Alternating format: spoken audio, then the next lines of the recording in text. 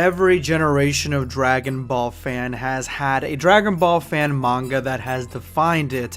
The years between 2000 and 2010 was Dragon Ball AF, and of course that is because Dragon Ball GT had just ended and we had gotten no new Dragon Ball for well over 10 years, so fans made their own stories after GT, whether it was Dragon Ball AF or Dragon Ball Apocalypto. There were so many different stories, but I believe Dragon Ball AF is the one that defines that time period. Between the years of 2010 and 2020, Dragon Ball Multiverse is that Dragon Ball fan manga because it takes every perceivable concept of Dragon Ball between the movies, the games, what if stories, which have been going rampant at that time period because there has been no Dragon Ball at all. It takes all those concepts and puts them all in a tournament setting, and this is so popular, so much so that it even seems that maybe Akira Toriyama himself or the creators over there at Toei and Funimation saw the fact that the Multiverse was the most popular fan manga out there and took that story and created their own version with different universes and even a Tournament of Power with different versions of Goku, even with Goku and Goku Black. So that is why that defines that generation. For this generation, I believe I am getting on this early, but I think it is Dragon Ball V. That is a new Dragon Ball fan manga created by the artist that has created Dragon Ball Infinity, another popular Dragon Ball fan manga, Jordan Lee, with art by Monty Jarman. I've read what they have for this chapter, which I'm about to show you right now. And I believe this is what's gonna be the defining manga for the post-Super world. Now, I'm not saying these are the best mangas or the ones that are the most popular or the ones that deserve the most praise, because there are tons of different fan stories and fan mangas out there. But when it comes to what these stories have inside and what the context of the situation is, whether it be GT ending, there not being Dragon Ball for 20 years, or Super ending, these stories kind of hone in what the fandom wants. And what the fandom really wants, if you look at any poll that has fans voting what the future of Dragon Ball should be, most people say they want to see Planet Sadala, even sometimes beating out the Moro arc animated. So Planet Sadala arc is what they want to see. Dragon Ball V is the Planet Sadala arc in a manga form. So today I have the pleasure of jumping into this first chapter. Let's go ahead and check it out, and you tell me if this is the manga that will define the post-Super generation, and if we've gotten into this early. Let's go ahead and jump in.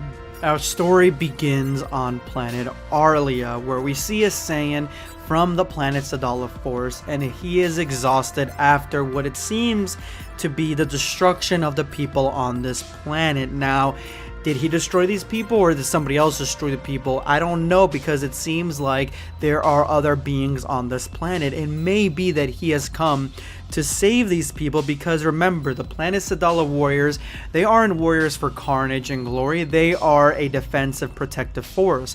Mercenaries hired by other civilizations to defend against external threats. I think it is really cool that these are the same aliens, or at least the Universe 6 version of them, from the very beginning of Dragon Ball Z, where we see Vegeta actually destroy these people in a filler episode. I just thought that was a nice touch. And this Saiyan seems to be one that has a similar heart and mind to Vegeta. He speaks about honor, he speaks about how far his species has come by being virtuous and willing to die for a cause, and these pirates have no honor. And the pirate himself, who I believe, again, this is the one that destroyed these people, this guy does not care about his feelings and shoots him straight into the heart, dropping the Saiyan down like a sack of potatoes and ending the Saiyan's life. Now there seems to be two, and they talk amongst themselves, giving a very android-esque vibe, like the androids before we actually got to see them, or when we first did see them as villainous monsters.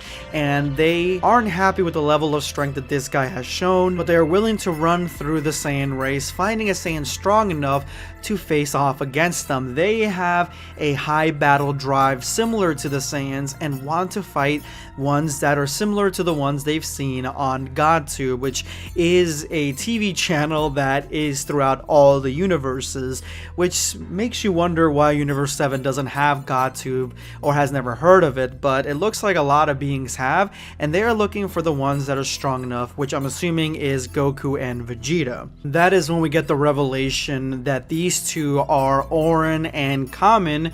If you don't know who they are, I don't blame you, because not everybody watches Dragon Ball Heroes. I actually stopped watching a long time ago, but when I watched the entire first season of it, the first arc that they had, these two guys actually invaded Universe 6 and they attacked Caulifla, Kaba, Kale, and Hit as they tried to defend against these guys who were basically a anarchist group led by Hearts, who is trying to destroy the hierarchy of angels, including the supremacy of Zeno. And so I'm not sure if that is what they are doing here, but it looks like they might have a completely different role. I do like that they are here. I like that this is the direction that the story is going, because their inclusion in Dragon Ball Heroes was one of my favorite parts in that arc. I like how they invaded the Universe 6 Saiyans homeworld. I like their powers, love their designs.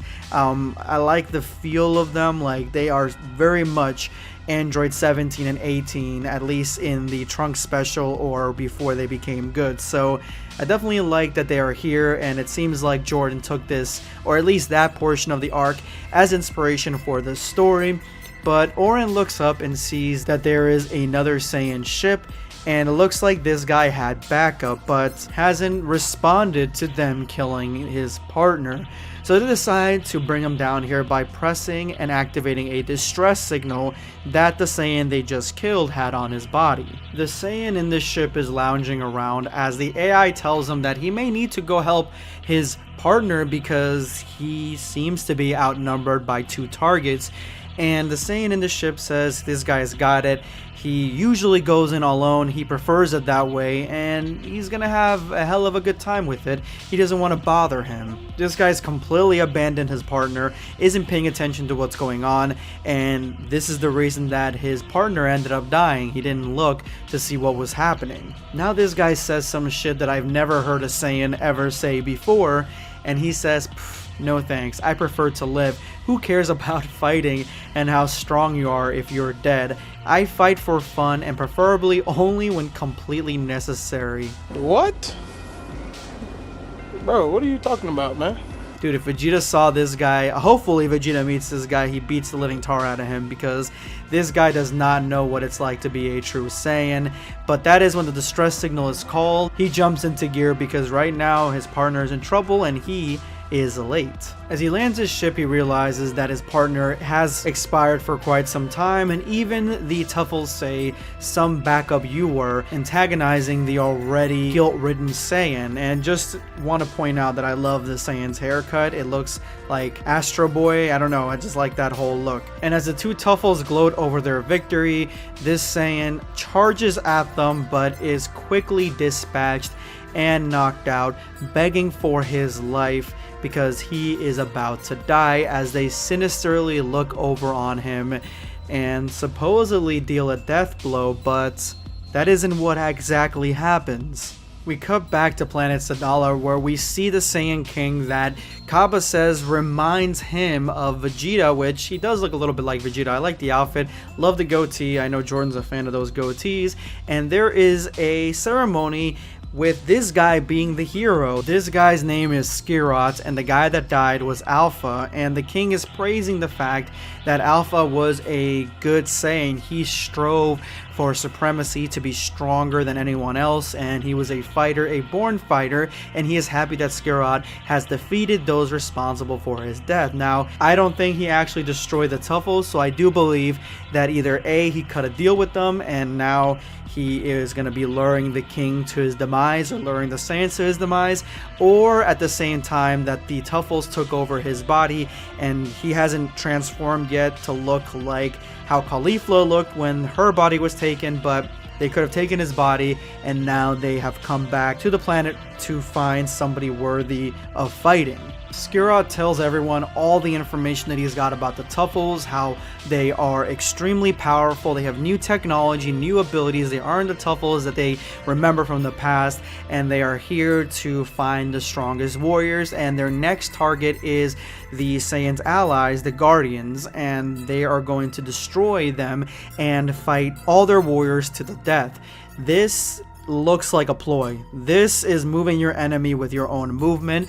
He is trying to get the Saiyans away from planet Sadala, or at least all the greatest warriors, to one spot. He is absolutely being controlled by the Tuffles. And so the Saiyan King leaves with his guard, his royal guard, and Skira to the planet where the Guardians are to protect them, but he leaves behind Kaba, who is meant to try to train their defense force, their planet force, all the Saiyans, and push them all into learning the Super Saiyan transformation. Now, will this do them any good against the Tuffles? What we saw from Dragon Ball Heroes, it seems like the Tuffles are far stronger than Super Saiyan, but weaker than Hit individually, so their power level ranges from there, and Hit is a very powerful opponent, so they would probably have to go Super Saiyan 2, maybe even 3, maybe even higher than that to face off against them. And even Kaba states that the transforming of the Saiyans into Super Saiyans is very difficult. The only one that's been able to do it easily or at all is Caulifla, so he's got his work cut out for him. Now, this is a little bit of cool world building that I love to see, and that Jordan is extremely capable of doing. Specifically, if you look at Infinity, Dragon Ball Infinity, he does a lot of it there, which he has to craft an entire new world here. This is his first shot at basically making his own additions to an already established world, but the Saiyan King states that Caulifla and Kale, the Demon Saiyan, they are valuable assets, or at least the relationship that they have with Kaba is a valuable asset, because tensions were really high before the Tournament of Power, and after their planet is a little bit more united and the Caulifla and Kaba relationship has grown stronger, making it so that they are not enemies. And seeing as how Caulifla is stronger than Kaba, and so is Kale, and they are both Super Saiyans, the dynamic of power is completely unbalanced into the Rebels' favor. So if Caulifla and Kale wanted to take over the planet, they absolutely could, but their relationship with the Universe 6 and the planet Sadala Defense Force has completely changed because of Kaba.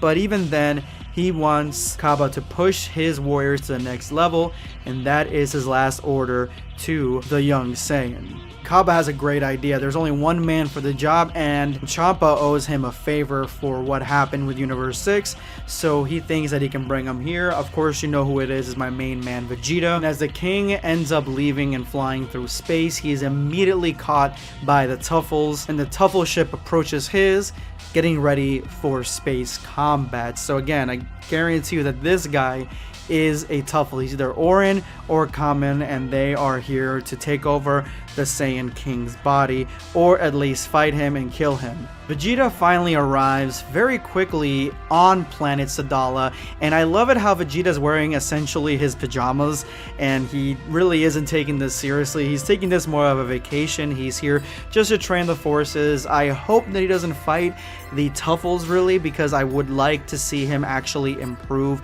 Kaba and Kale and Caulifla, making them stronger, making them Super Saiyan 3s, hell, making a Super Saiyan God out of one of them. That would be really cool too. But he gets here, and the Saiyan's force, the planet Sadala force, they think that he is part of Caulifla's group, and so they attack him without any provocation really, and that is when Vegeta shows them exactly what time it is, taking a few of them out in his base form and making the entire defense force for this city attack him all at once as he transforms into a Super Saiyan, and with a blinding light and a huge explosion, he has defeated the entire planet Sadala defense force, and he realizes that their work is cut out for him. And that is when Kaba comes up and realizes that Vegeta's here, and Vegeta smiles back. That is the end of this chapter, guys. Let me know in the comments below if you guys like the way the story went, and some improvements or some suggestions you guys would have, or theories on where this story is going to go in the future. I also like this little end part here where you have the Saiyan Alpha who ended up dying, saying that he doesn't want his forces to be trained by a self-proclaimed villain, because Vegeta was a villain, and Vegeta says the fact that they need to be trained at all is the real disgrace, which is absolutely true. Anyway, guys, if you made it to this point in the video, you are now part of the hashtag #EndOfVideo Squad. Thank you guys so much for all your support. Make sure to drop your comment with that hashtag for a chance to be featured in my next video. Today, I'm going to be responding to Caustic, God of Toxic Gas. This Hakaishin Vegeta looks dope. Now I'm actually thinking that Vegeta will be the next God of Destruction. For that to be the case, you'd have to kind of like give up everything, his family and everything like that, which is something that happened at the end of Rising Fist story of Vegeta getting old, I believe.